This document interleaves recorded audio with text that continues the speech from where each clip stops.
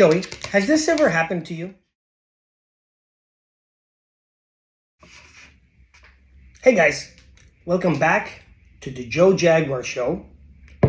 Again, your best friend in astronomy, telescopes, and science. I hope so. Okay, this happened to me several times.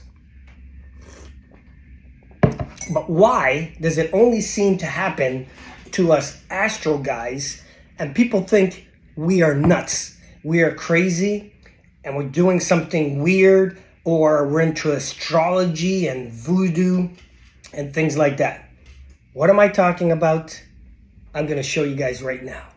I bet you any of you guys out there that's been in this hobby for, let's say more than 2 years, okay? It most likely has happened to you at least once or twice or more. Happened to me several times, and they think we're the weirdos, okay? We're the geeks. We're somebody with a horn on his head, okay? I'm going to show you what I mean. Have you guys ever been invited to somebody's cabin, cottage, trailer, going camping, and they say, okay guys, let's go camping here. And the first thing I do, let me put this down. I say, okay, let me look at my calendar and see what phase the moon is.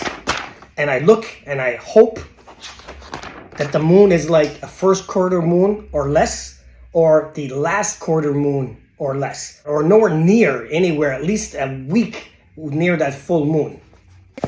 Okay, and the reason is, for you brand new guys out there, if you're kind of stuck mostly in the city or in and around the city in heavy light polluted zones, and it's summertime right now, and that's why I'm doing this video. And during the summertime, maybe you get away camping, again, up north or down south, wherever it's away from the city, and you travel and it's, we're talking about this is like a once every a month you can get to, few times a year or several times a year, and that's it. So that weekend, and you never know if it's going to be cloudy, if it's going to be raining, or the weather's going to cooperate. So even when you try, it might not work for the weekend.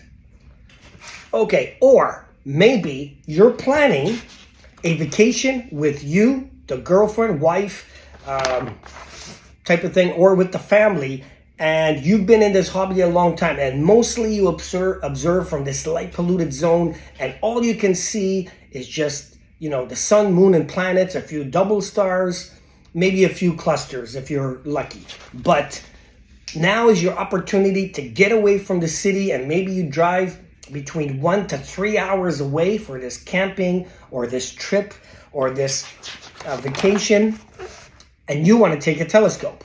So obviously what I used to do is I plan my vacation, if I can, during a new moon or very minimal moon. If it's the first quarter moon and lower, it's going to sunset very early in the night sky.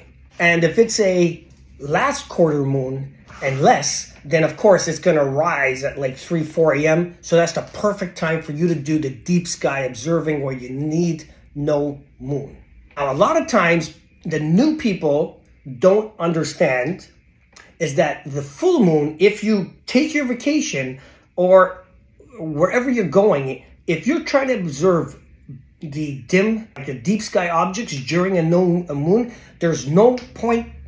Well, I'm not going to say there's no point going up north, but there's no point observing the deep sky objects, because the full moon actually projects so much light pollution, or light, let's say, that it is almost like observing from a mini large city or a large city. It's exactly the same thing. You will not be able to see those dim sky stuff. So yes, it happened to me. Has it happened to you guys where somebody invites you and you say, okay, let me pull out the calendar, and they're like, why? What does the full moon have to do with going camping or cottaging to the trailer or away from the city? Has nothing, but they don't realize. I got the question, are you into astrology? Is something going to happen if you go out is like, or is it like the full moon? There's like a curse, or is like bad luck to go out during the full moon? And I just don't understand. It's like, no. Since I normally only get away, let's say 6 times a year to out of the city with friends, family, or maybe you only get 1 or 2 weeks a year. And I used to do that. I used to rent a cottage in a resort in Ontario, Canada, and I pick, semi-good skies, like green skies in the light pollution zone or something like that, blue skies. So I want to take the best advantage of that week, that hopefully, even if it rains 1 or 2 days or it's cloudy a couple, at least I'm going to get a few, or you should get a few days where it's clear and you take your telescope. I'm going to try to put some pictures here and there so you guys can see.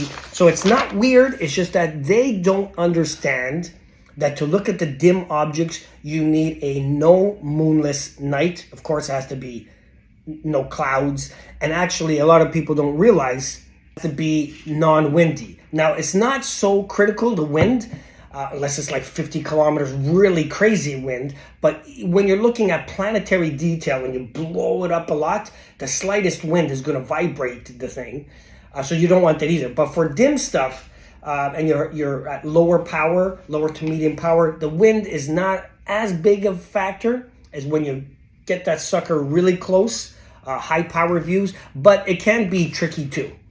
But yeah, has that ever happened to you guys?